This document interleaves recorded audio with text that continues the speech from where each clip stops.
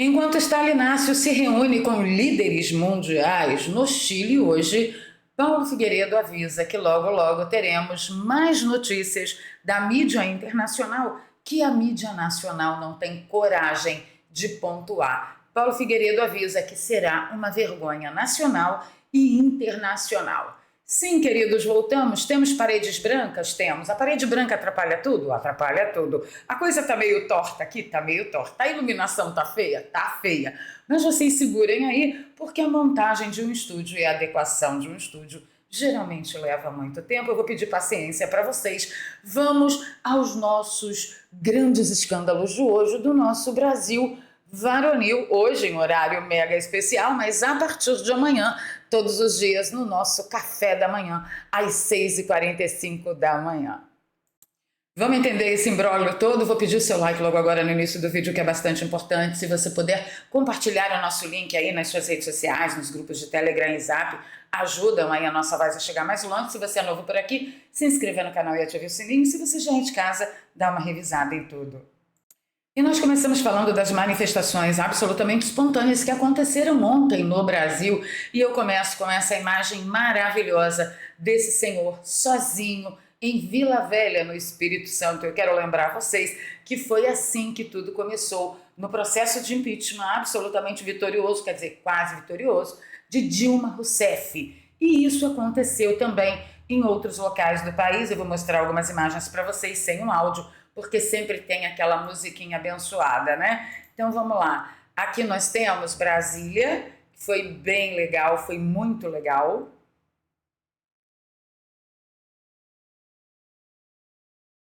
Belo Horizonte.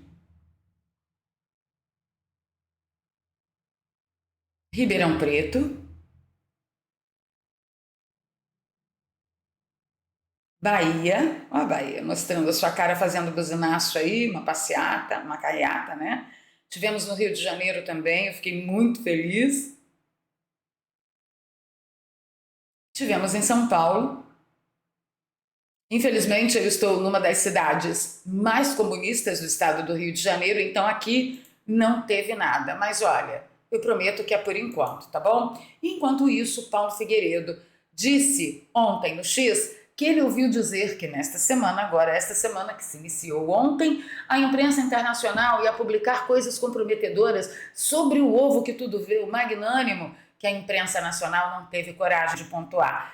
Este papinho de que não há perseguidos políticos no Brasil diz que vai ficar cada vez mais feio. Aguardem, só mais 72 horas aí ele faz uma troça aí com o jargão que eles, né, a esquerda fez piada conosco. São só mais 72 horas. Sabe o que eu queria que você me dissesse? Você foi a alguma manifestação? Na sua cidade teve alguma manifestação? Deixa aí nos comentários para mim que eu vou adorar ler vocês já já. E sim, Paulo Figueiredo, nós estamos aguardando as outras 72 horas ansiosamente. Por quê? Porque no final das contas, o que ninguém imaginou que aconteceria, que eram as sanções, elas aconteceram. Ainda não veio a sanção Magnitsky. Mas olha, tá a poucos passos, porque nós já estamos tendo aí para hoje na fila do pão as sanções por impostos, né, as taxas, o tarifaço de Donald Trump, e tivemos agora as sanções de revogação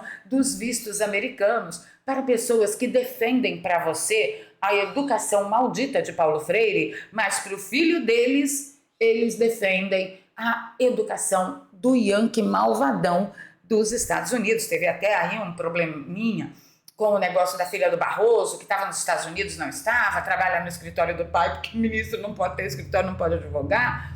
Mas, enfim, o filho de Barroso, né, trazido até pelo Didi Redpill, meu amigo, um beijo, o filho de Barroso está nos Estados Unidos, vai ter que voltar, a filha de Barroso não vai poder retornar aos Estados Unidos. E, enfim, as sanções estão acontecendo para uma Magnitsky, que eu acho que deveria ter sido a primeira de todas.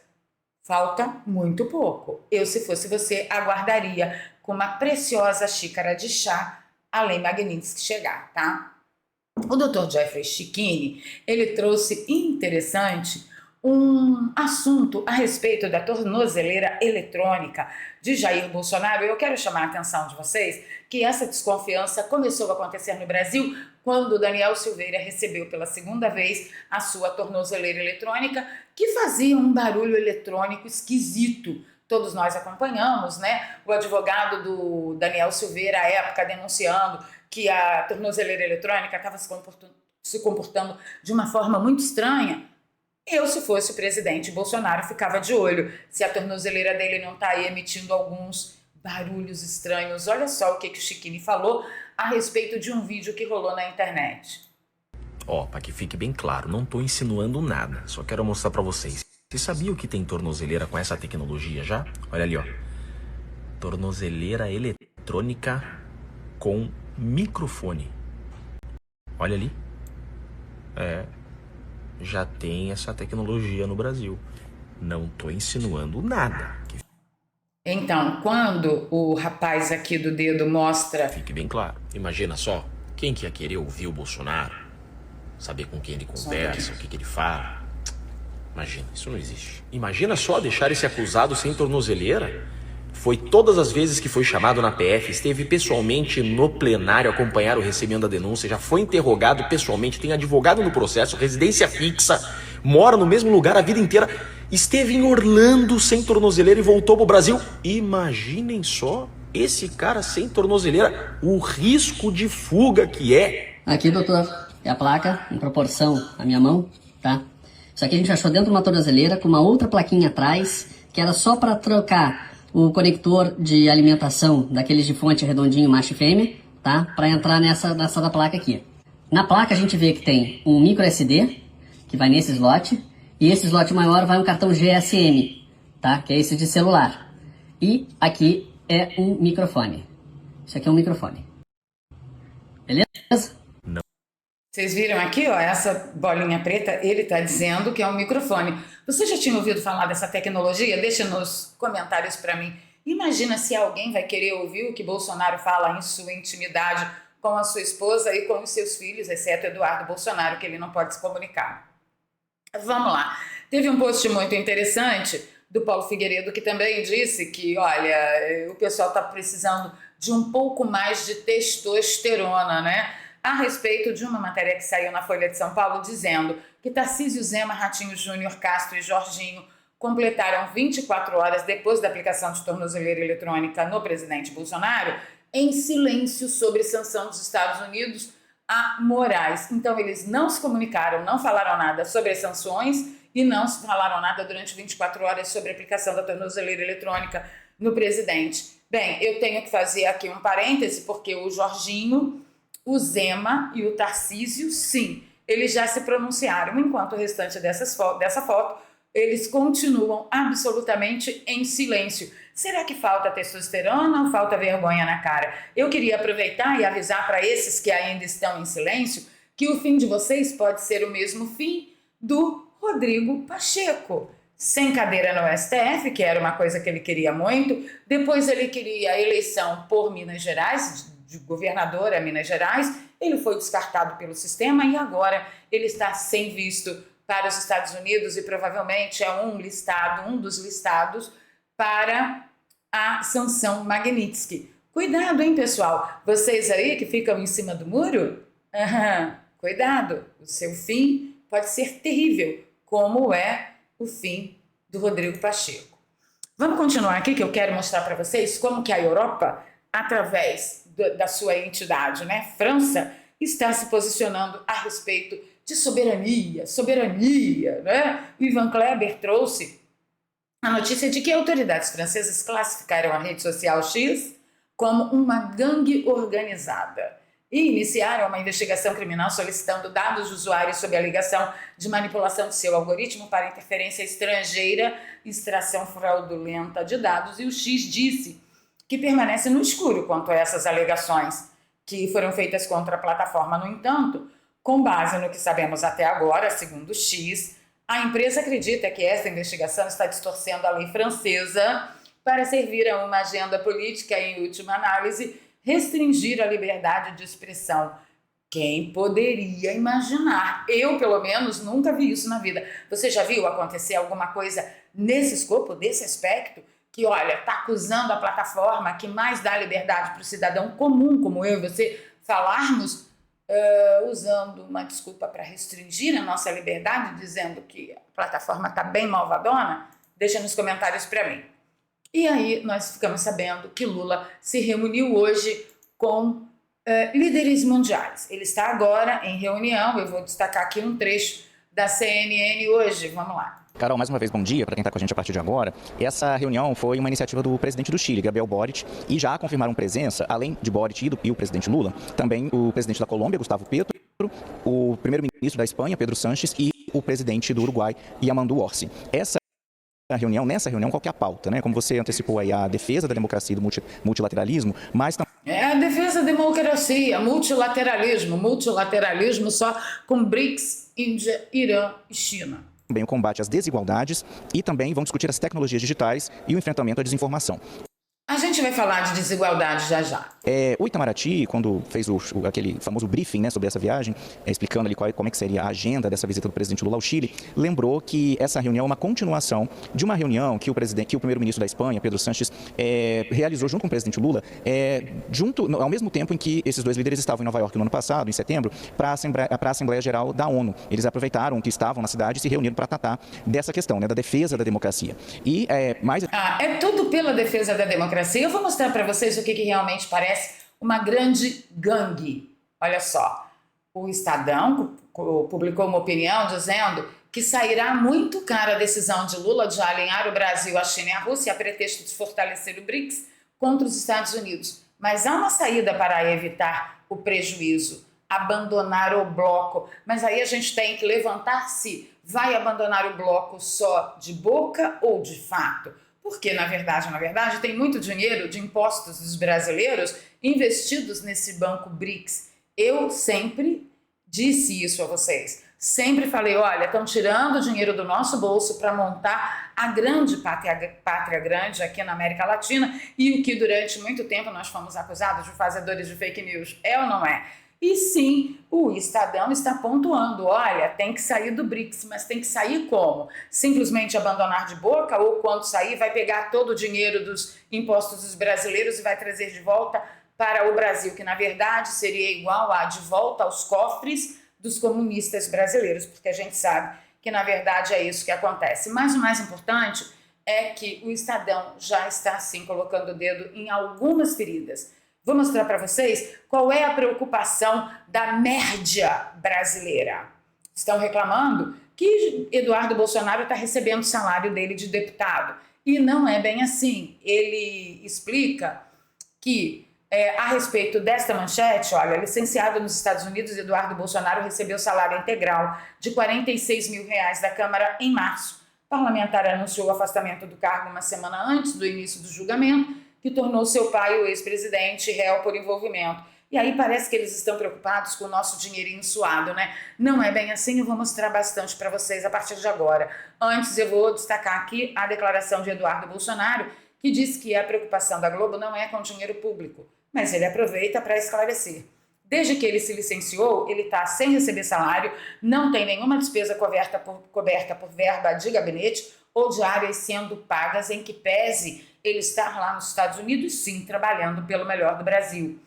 Ele destaca que a assessoria dele, esta sim, segue na Câmara e à disposição do suplente dele. Nada o motiva mais do que servir ao país, à terra para onde pretendo retornar. Mas isso passa por resgatar as liberdades. Não é para mim, e sim para todos. E ele ainda deixa uma oração aqui, Deus queira em breve que poderei reencontrar meus familiares e apoiadores. Será que realmente que a média brasileira está preocupada com o dinheiro do pagador de imposto?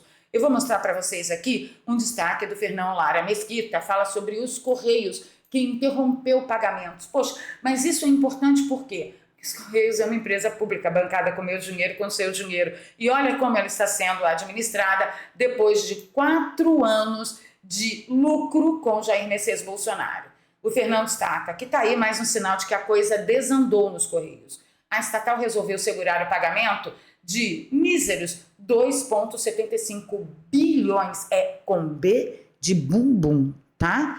Em dívidas, incluindo grana que devia para fornecedores, para o INSS, para o plano de saúde dos funcionários e até para o já tão arrasado Postales, né? Porque isso é notícia antiga, que faliram o Postales. O fundo de pensão da turma. Qual foi o motivo da suspensão desses pagamentos? Falta de caixa. Segundo o Fernão, são 11 trimestres seguidos no vermelho e no começo de 2025 o prejuízo já bateu 1,7 bilhão de reais. Pior marca desde 2017. A estrutura é pesada, os custos fixos comem até 88% do orçamento e a estatal mal consegue respirar ainda por cima, enfrenta processos de transportadoras cobrando 104 milhões atrasados. Enquanto isso, ele tenta um respiro pedindo 4,3 bilhões, com B de bumbum, emprestados ao BRICS. Olha, o nosso dinheiro lá no BRICS, que é o dinheiro dos nossos impostos. E aí o PT vem, falha o Correios, e qual é a saída que o PT apresenta para o Correios? Pega empréstimo lá no BRICS, porque o dinheiro fomos nós que pegamos lá no passado para abrir o BRICS. Vocês entenderam a coisa? Enquanto isso, o dinheiro, se vier, só pode ser usado para projetos verdes e logística. Nada de cobrir rombo no caixa, ou seja, será para investimentos novos e não para sanear a saúde financeira do Correios. Mesmo assim, a direção do Correios jura que os serviços essenciais estão garantidos. Mas com esse tamanho de calote interno, a pergunta é: estão garantidos até quando? E não para só nos Correios, não. Vocês lembram do escândalo do INSS? Saiu mais uma matéria dizendo que o INSS continua pagando 1 milhão de benefícios suspeitos por mês. Entre filas de processos no órgão está a de pagamento com sinais de irregularidade. Pente fino mais ágil poderia economizar 15 bi, com B de bumbum novamente, por ano. Mas eles estão interessados nisso? Por falar em INSS, você viu alguém ser preso no escândalo do INSS? Porque até agora eu não vi. Também não para no INSS. A coisa tá feia também lá na Agência Nacional do Petróleo. Olha que surpresa! Um governo do PT causar problemas na ANP. Olha só. A agência que cuida do petróleo e dos combustíveis vai fechar o escritório no Rio de Janeiro 3 dias por semana, segunda, terça e sexta. Olha, que final de semana maravilhoso. Vai começar na sexta, vai passar sábado, domingo, segunda e terça. Ou seja, sexta, sábado, domingo, segunda e terça, eles vão folgar 5 dias por semana, não terão diminuição nos seus salários e trabalharão só quarta e quinta. É isso mesmo? E sob qual alegação eles terão esse primor de trabalho, trabalhando apenas 2 dias por semana? Parece que a grana lá está curta. A ordem agora é economizar luz, ar-condicionado e tudo que der. Só 3 andares vão continuar com gente presencial. O resto vai trabalhar de casa e só vai bater ponto na quarta e na quinta. E até nesses dias, tudo será desligado às 17 horas. Isso tudo é reflexo dos cortes no orçamento do governo. A ANP está com a menor verba dos últimos 10 anos. Já teve de suspender fiscalização de combustível, reduzir serviço e agora vai apagar a luz, literalmente. Faz o L. Quem poderia imaginar, né, que o PT ia causar tudo isso? E ainda tem o Estadão com um editorial que sim, chama o empobrecimento brasileiro. E eu diria que isso aqui está errado. Porque o empobrecimento brasileiro está fazendo uma alusão ao país e não, o país não está sendo empobrecido. Quem está sendo empobrecido é a população do país. Diz que o estudo do FMI mostra que o Brasil se aproxima cada vez mais da metade mais pobre do mundo. Quem poderia imaginar? O país, pródigo em gastos e impostos, escolheu ser indigente e, se não mudar, será um indigente. Você lembra que todos os dias eu falo aqui para vocês que existe uma forma de você pelo menos tentar driblar e conseguir alguma segurança fazendo o método do Daniel Alvarenga, conhecendo como funciona o mercado digital e tantas formas que você tem para tirar uma graninha extra e até uma graninha em dólar através das redes sociais e do mercado digital. Então não perde tempo, porque o Brasil está ladeira abaixo, como a gente diz sempre por aqui, daqui para frente é só para trás, e você sim pode proteger a sua saúde financeira e garantir aí um mínimo de dignidade para a sua família, ou como a Mariana, chegar até a ganhar $900 por mês. A Mariana chegou aqui, né, antes de colocar em prática passo a passo o método do Daniel Alvarenga, muito desanimada, muito tristinha e tudo, acompanhando as notícias políticas, e ela se dedicou, 3 meses de dedicação, e ela chegou a fazer $900, que é realmente que fez a diferença na vida dela. Ela disse que vai rasgar a carteira profissional, a carteira de trabalho dela. Então, não perca tempo, chama o Daniel no Zap, o link está aqui na descrição e no comentário fixado. Aprenda enquanto é tempo, porque daqui a pouco não vai dar nem mais tempo. Ficando por aqui, pedindo seu like, seu compartilhamento, principalmente o seu comentário. Diga-me o que você está achando disso tudo e se você acha realmente que a gente vai ter uma explosão de brasileiros indo para a rua para defender o que chamamos de nossa verdadeira democracia e soberania, porque o Brasil é dos brasileiros e não de uma turma de burocratas comunistas que só se locupletam com o nosso dinheiro. Beijo no coração, amei estar de volta. Se você gosta do meu trabalho, aqui tem um Pix, seja generoso, porque mudança interestadual pesa e as contas vão explodir já já e eu conto com você. Vamos para os comentários? Bora lá!